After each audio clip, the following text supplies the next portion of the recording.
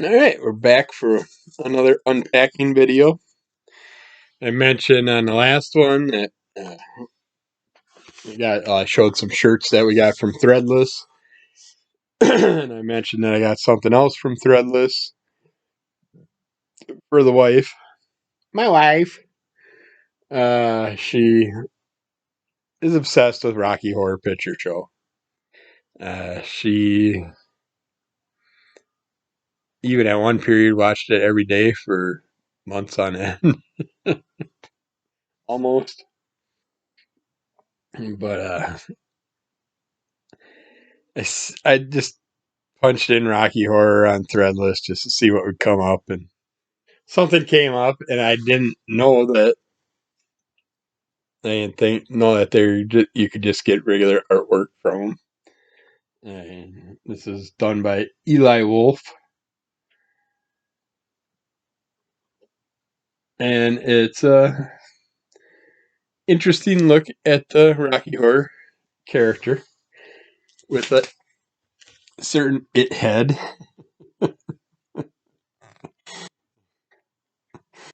When I seen that, I had to get it for her. So she ended up with that. Pretty sure I showed off most of this work. That was our Baltazar card that I got. And this happens to be a interesting picture of all our horror characters crossed over with Peanuts franchise. I'm sure you've seen all these in here. These were ones that I got more recently, so I'm not sure if I did the opening videos on them and stuff. Squirrel Girl, Vampirella, and just, yeah, all kinds of fun stuff in these books. Vampire picture. These I loved back in our early days of our relationship. Well, this was a thing she got for a Kickstarter she did. A big story poem type thing. But Toxic Coons, you can look them up. They got all kinds of fun artwork.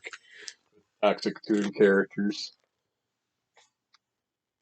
I got. They also had a Rob Zombie style one that I picked up for a while back. And there's another one of Frankie and his wife. And basically, it's kind of funny because it's basically like the Munsters, play on the Monsters type family. And then you see them also do a Rob Zombie picture back in the day. That was all way before Rob Zombie did the Munsters. Me and the wife did recently watch last weekend. And it's alright. Scoot McMahon, Undertaker, and Diesel, Vampire and Zombied up. That one I know I've showed off.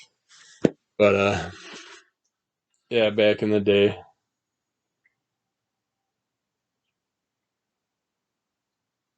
Or no, I was talking about the. I'm lost. I was talking about the Rob Zombies Monsters. It was alright. It was fun. And it had its moments, but if you look back at the original play, the original format of the monsters, and you look at the aspect that it's Herman and Lily meeting their first hookup and everything, it's like we were all goofier in our younger days of dating, so I was okay with it. I like the character I thought I was going to hate the most. I ended up liking the most, which was Grandpa Munster. Herman, not too bad. Lily's okay. It's just there was a robot that was part of the show that I don't understand why they went with that aspect. And a certain werewolf. But other than that, it wasn't too bad. At least I wasn't severely disappointed, thankfully. Alright, let's see what else we got here. I had this area all straightened up at one point. Now it's getting all messed up again. Okay, we're going to start out with this one. Oh, I know who it's from. This is probably a Kickstarter. Just because it's from Frank Martin. That usually means Kickstarter related stuff.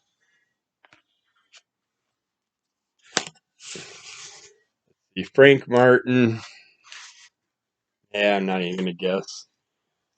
Could be a variety of things because that guy he gets into all kinds of stuff. Like if he's not part of a book, he might just be writing a story in a book or something. Frank is definitely a big time writer.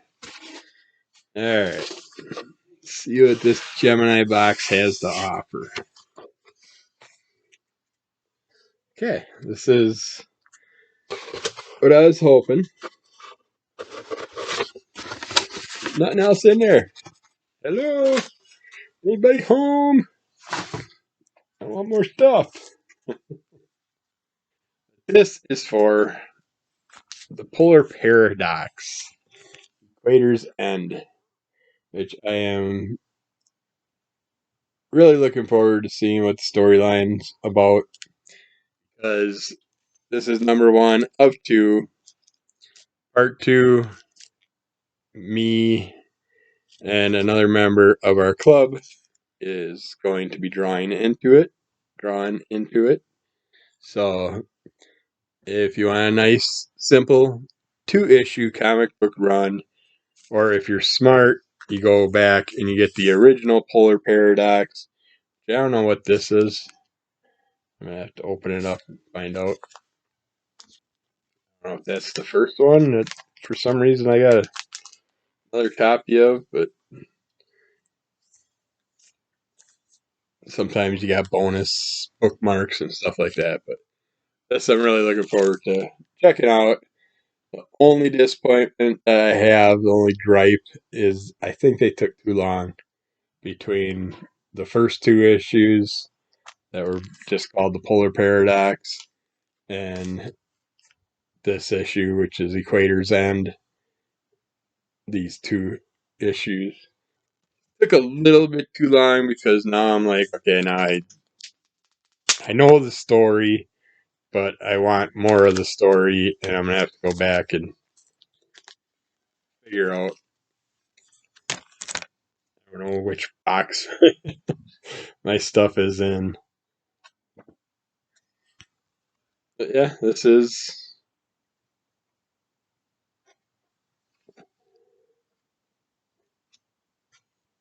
looks like the whole Polar Paradox, all in like the trade paperback version, you'd say, but it's basically the first 2 issues all in one story. So that's nice because that way I can read it again, not have to dig out my old ones. Got the nice wraparound cover, which has been my computer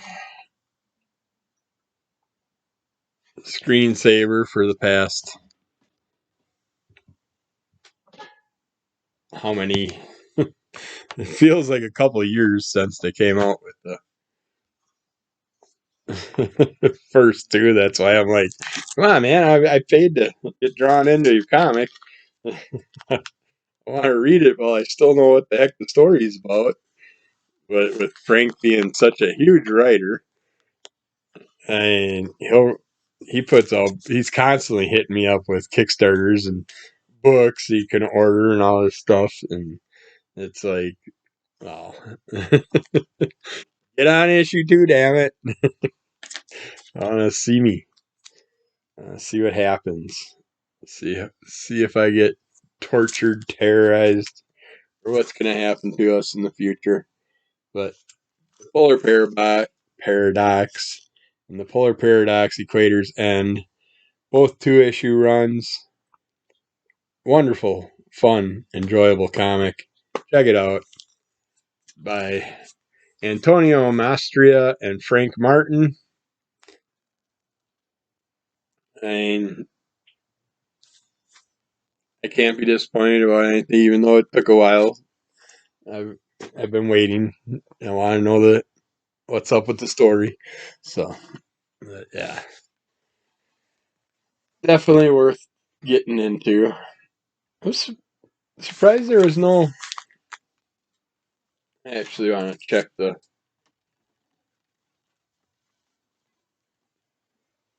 first one. The reason I get on Kickstarters is if I know that they're popular and stuff, I want to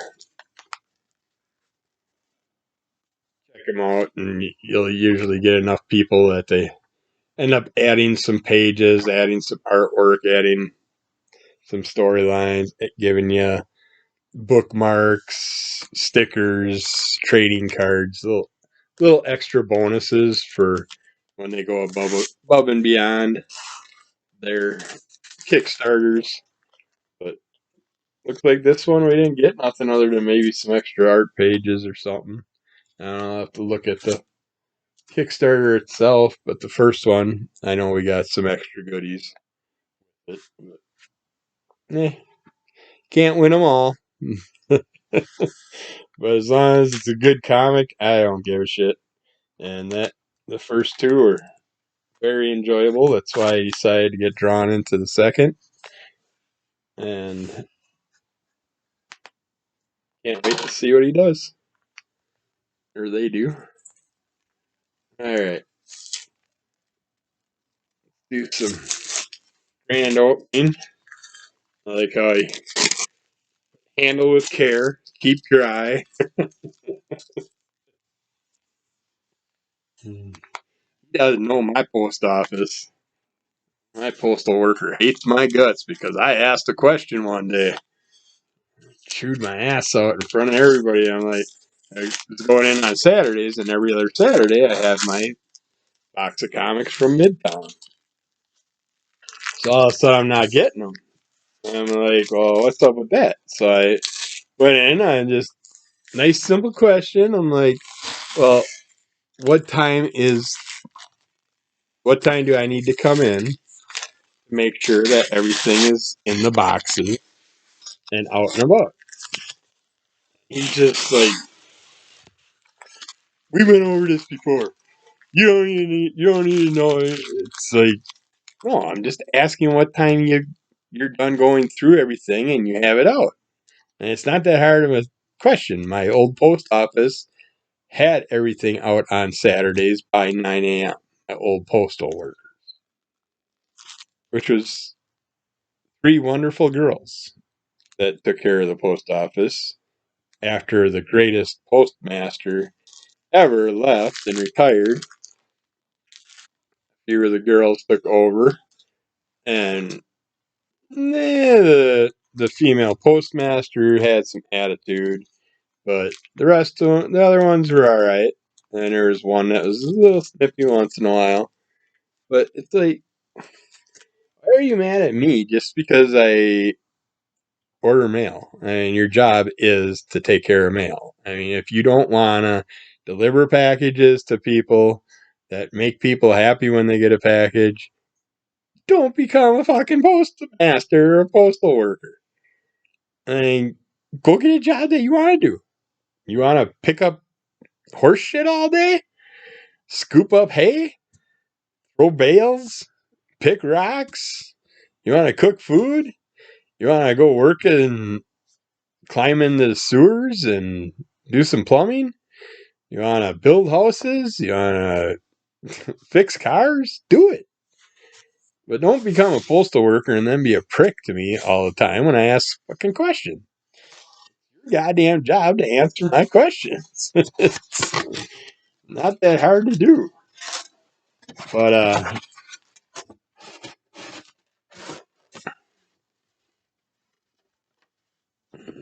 Troy left me a little thank you note in the inside the cover. Now do I have to save this now? Because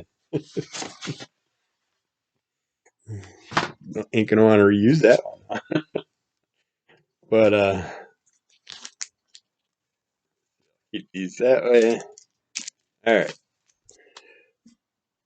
But yeah, I finished up with the postal worker. I just asked that, and he got all pissy with me. He just rigged me out right in front of 2 or 3 other customers, and they're all like, "What the fuck's his problem?" It's just asking a simple question that he never did answer before. I never asked him that question before. I just wanted to know what time on Saturday you had the shit out. The old people had it out at 9. When do you have it out? Because I show up at like 9:30, 10 o'clock, expecting my every 2 weeks to have my comics so we can do our Crimson Color Comic Club podcast that afternoon. And I usually take 2 or 3 comics from that box, and that's what I review. So then the next day I came in and he was there and his boss was there, and I asked his boss. I'm like, I just asked him a simple question and he got all pissy with me. I just want to know what time on Saturdays all the mail is done being put out so I can show up at a decent time and pick up my stuff. I usually come around 9:30 because that's when I'm running my errands. And I got to get shit done because I got an afternoon podcast. And the postmaster general's like, well, he's here in the morning, but I finish everything up that he doesn't finish, and I get everything's definitely out by 10:30. So apparently, I wasn't the only person wondering this, because all of a sudden, a few weeks later, there's a sign on the wall that says Saturdays, all items will be in boxes by 10:30. So he didn't need to be a dick to me because I was telling him what needed to be, I was asking him a question that was related to him. But, all right. So Troy Dongarra, uh, famous in my mind for Kid Slapshot, a wonderful comic that I'm just all over right now. I'm loving, and he has some sketch covers for the first Kid Slapshot. I just got Kid Slapshot versus Major Extreme. I was hoping to see a sketch cover for that, but we didn't. At least I didn't see it anywhere. So, but he had other sketch covers the way it sounded for other comics, which I would have gladly took because I don't need 100 copies of Kid Slapshot. Right now, I think I have at least probably 8 to 10 copies of the original. Well, not the original, the new Kid Slapshot one shot that's out there. But like I mentioned before, uh, all my artists that I've been collecting stuff from, I want a Squirrel Girl and a Man Thing item from all of them. So he sat there and did some sketch cover stuff for a deal with his sketch covers.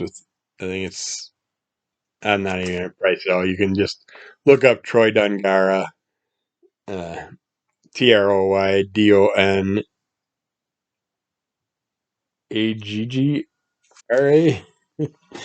Make sure I got that right. Or 1G.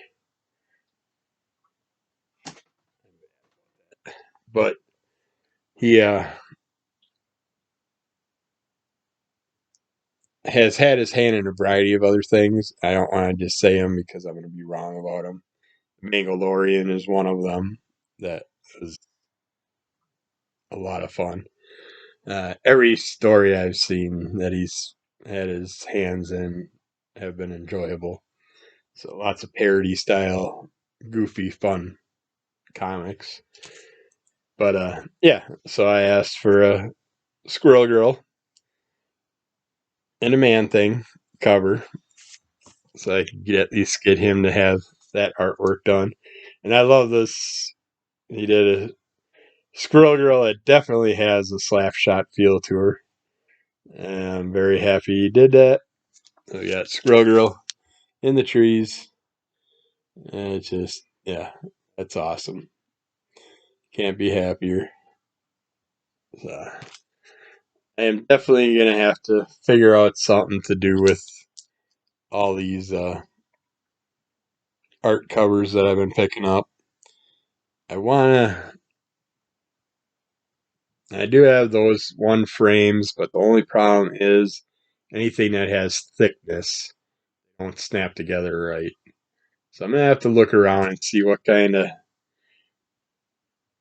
frame I could come up with, or I could, I suppose, just CGC these because these are ones I do not need to open anyways.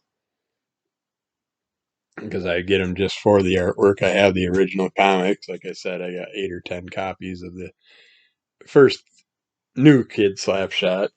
So we will see what happens. What I end up finding. But he had this deal going on, and it was around the holidays. I figured, what the heck, get a couple more things from him while I can, because I learned from dealing with Art Baltazar that if you don't get stuff when you want it, you're going to miss out on it. Same with another person that used to do penguin artwork. I used to get the little penguin cards, which I don't think I ever showed those on video. I'm going to have to get those all out one day, and we'll have to show you all those. Those are a lot of fun by another artist that loves penguins. But she just quit doing the little penguin commissions all of a sudden. It just disappeared off her website, and I hate bugging people about stuff if they aren't mentioning it that they're doing it. But then my other one was the man thing, and they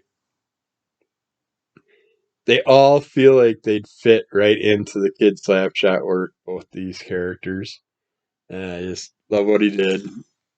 I love when they get the mushrooms and stuff on Man Thing's back.